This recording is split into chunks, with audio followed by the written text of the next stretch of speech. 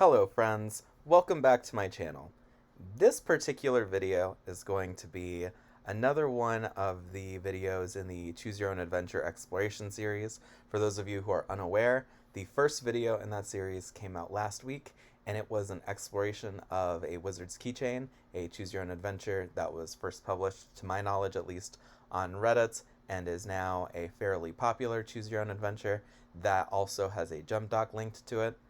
This Choose Your Own Adventure is named Nature Nook Choose Your Own Adventure, Nature Nook Chuya, and it is by LicksMacKenzie.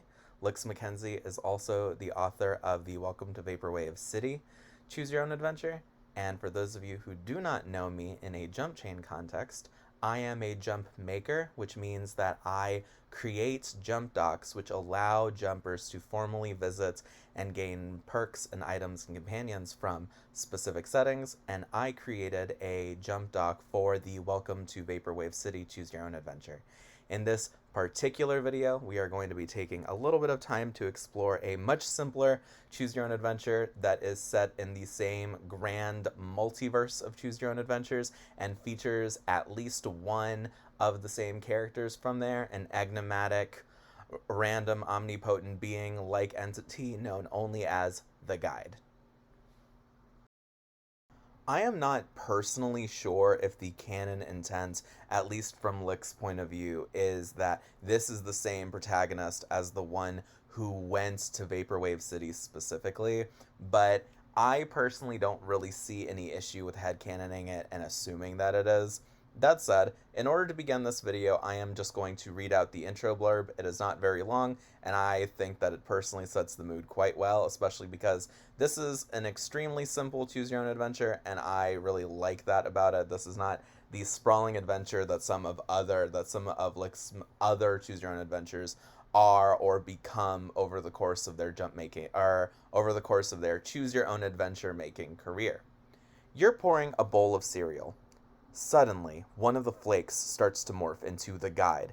He starts to sprawl across the counter, knocking over the bowl, causing it to shatter on the floor. Milk and cereal go everywhere. You wait for the inevitable. Nature Nook, says the Guide. After a few moments, he repeats it with a little more volume and emphasis. Nature Nook. The walls of reality start to shimmer and shine, and you start to get sucked into the room that has the console where you'll design your Nature Nook.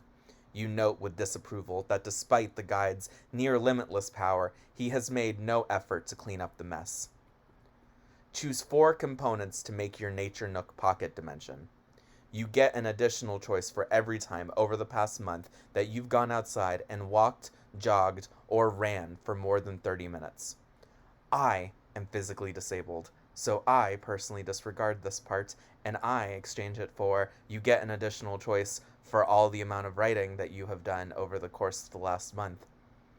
That means that I have unlimited choices because I am a professional writer and a professional content creator, and a lot of what I do is just writing. Each one of these places will be added to your pocket dimension. Whichever ones you choose will be combined into a contiguous area in a way that makes sense.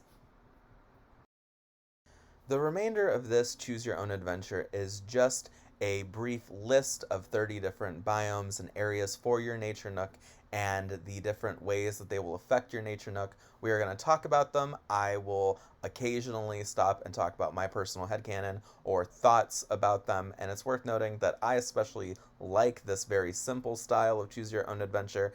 I am a big fan of this, and this is actually the document that inspired me to go ahead and make the jump that I made for the Welcome to Vaporwave City Choose Your Own Adventure, and I'm just so excited to be talking about it.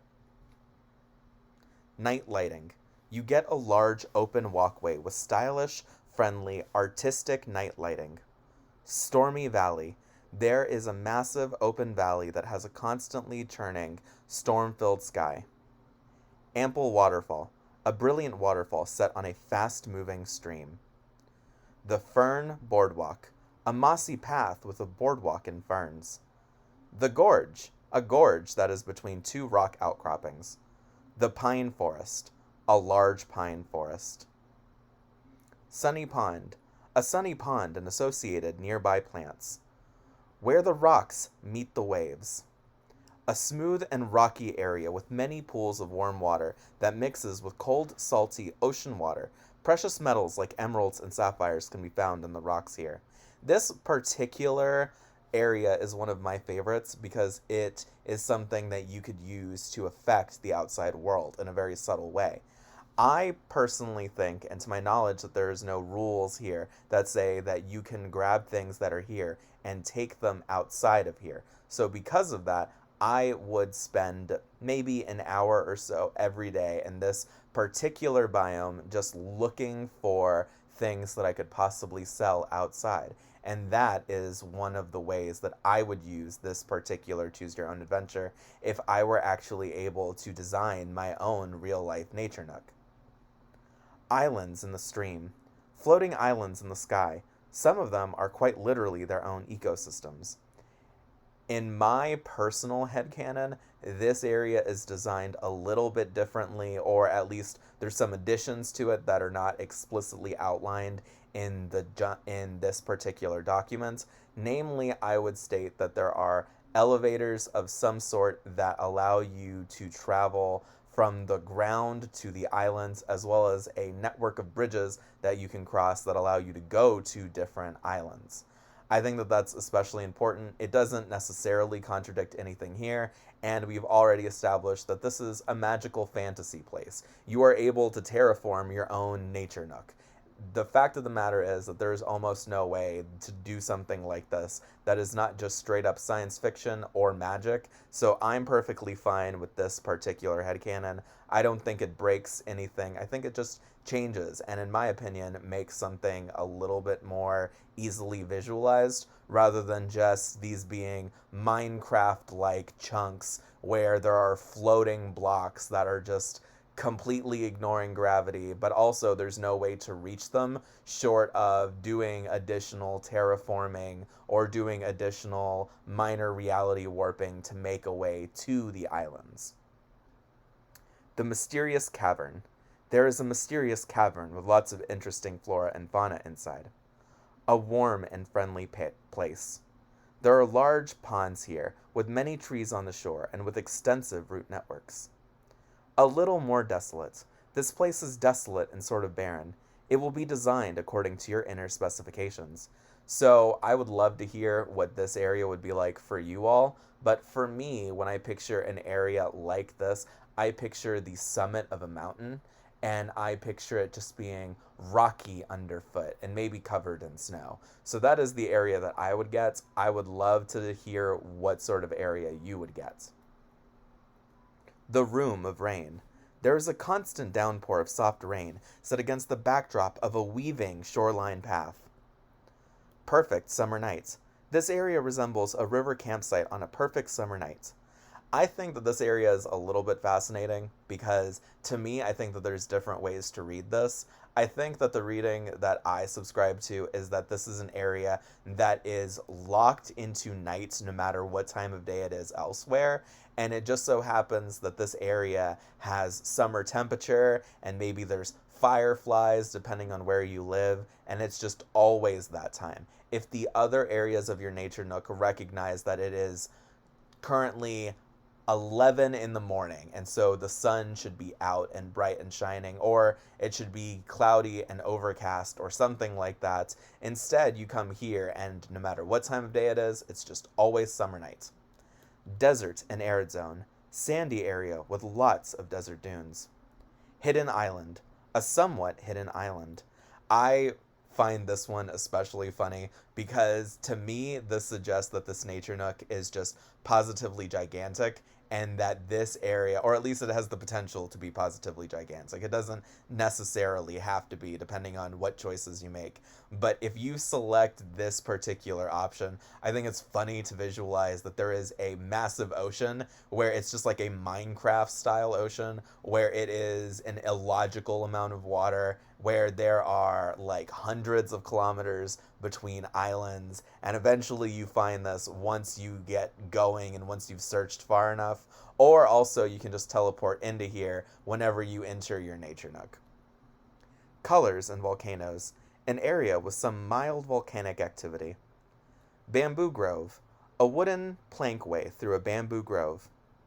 Power Crystal. This crystal will be hidden in one of the zones that you choose. If you find it, it will allow you to alter and add or subtract things in that environment within a reasonable limit. I'm going to say that I would personally modify this just a touch. Instead of making it so that this is in one of the areas that you choose, I would say that there is one for each area.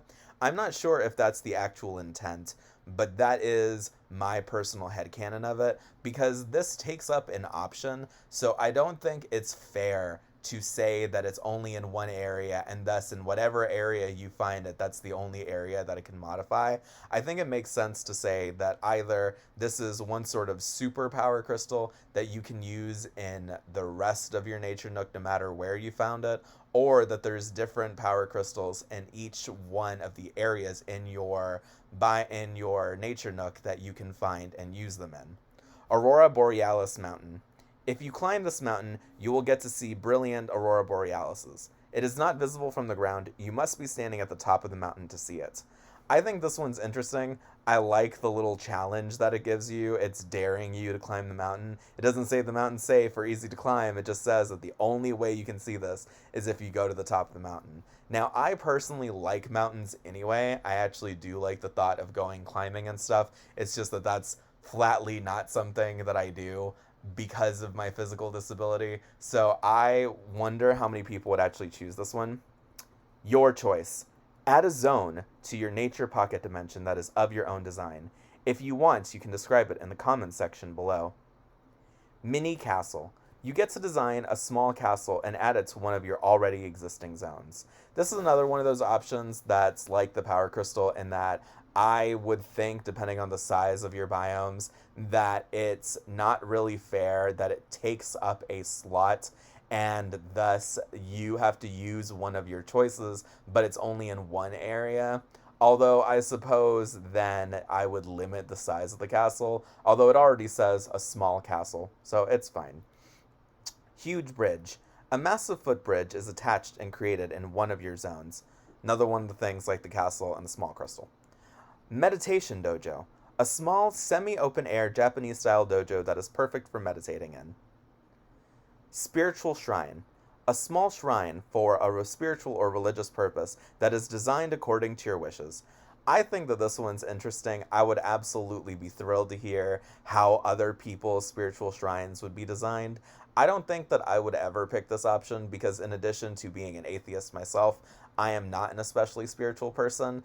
I don't think I would ever choose this option just because I don't think it's the right fit for me, but I think it'd be cool to hear how other people would design it. That'd be kind of rad. Massive Playground. A massive playground gets added to one of your zones. Sturdy Outpost. You get an outpost that is filled with lots of useful things and interesting rooms and buildings. This one is so vague that it feels kind of like adventure bait to me. If you've never heard me say the term adventure bait, I've used this in a video. I'm not sure if the video will be public at the time that this video is actually, at the time that this specific video is published, but an adventure bait thing is something that to me refers to an item in a jump chain context that is not complete in and of itself, but requires you to go on an adventure of some sort to fully activate it. There are a handful of items like this, and I always find them very fascinating because they are mini story hooks in and of themselves that are designed to help your jumper advance in some particular way. I really like them. I would love to hear your thoughts on them. Babbling Brook. A small babbling brook. Lookout Point. An amazing place with a great vantage point. Swimming hole. A fun and awesome swimming hole. I really like a lot of these different options. I think if I only had to choose 4, I think I would choose Babbling Brook. I would choose a Sturdy Outpost just because I like adventure bait things. I would choose... There's so many good options here that it's difficult to choose only 4. I think I would choose a Hidden Island, which would be my 3rd one, and then very possibly the Room of Rain, or if not the Room of Rain, then the Where the Rocks Meet the Waves. That said, I would be positively thrilled to hear your thoughts and to hear what you would choose. I hope that those of you who are waiting for me to do the Vaporwave City jump dock review, and also very possibly a CYOA Exploration video on Welcome to Vaporwave City, are excited to see this video. It is entirely possible that not everyone knew that this was linked to Vaporwave City. It's not actually like super cosmically linked. It's not super important. They are just both choose your own adventures by the same choose your own adventure maker. And I happen to really like both of them, so I made the Nature Nook an item in Vaporwave City. I think that that item could be especially important for some jumpers. I myself do not tend to use the warehouse supplements of in any capacity for most of my jumpers. I am currently doing a video jump chain of a jumper named Luciano the Jumper, which is a sort of self-insert, who actually does have the personal reality supplement and does have a warehouse, but it is incredibly rare for me to do that. Normally what I will do is I will substitute the sort of personal pocket dimension that certain cryptids can get in the generic creepypasta jump for the personal reality supplements, and I will use it like that instead, because I think that the personal reality supplement is fairly powerful, and I'm not hugely fond of it personally, even though I think it's very well designed, and I understand why lots of jumpers like it.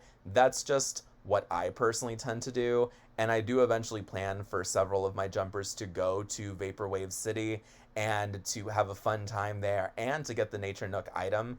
I really like the Nature Nook item. I hope that those of you who are watching this video and are just now learning of the guide, which is a sort of sub-series of Choose Your Own Adventures by LicksMacKenzie, will be able to learn and get excited about it, especially because Vaporwave City is probably my favorite Choose Your Own Adventure of all time. It's so fun, and it's not even that fantastical, although there are strong fantasy elements. There's magic and gods and like science fiction technology, but if you wanted to go to Vaporwave City and you wanted to just be a guy or a girl or a non-binary person like me, you could do that. You wouldn't need any superpowers, you wouldn't need anything extraordinary.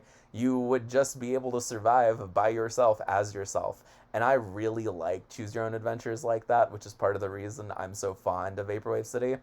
I'm hoping that if you've never heard of Vaporwave City, this gets you excited to go and check it out. I will be putting links to LicksMackenzie's The Guide series, which includes links to Vaporwave City, in this particular video, as well as a link to the Nature Nook by itself.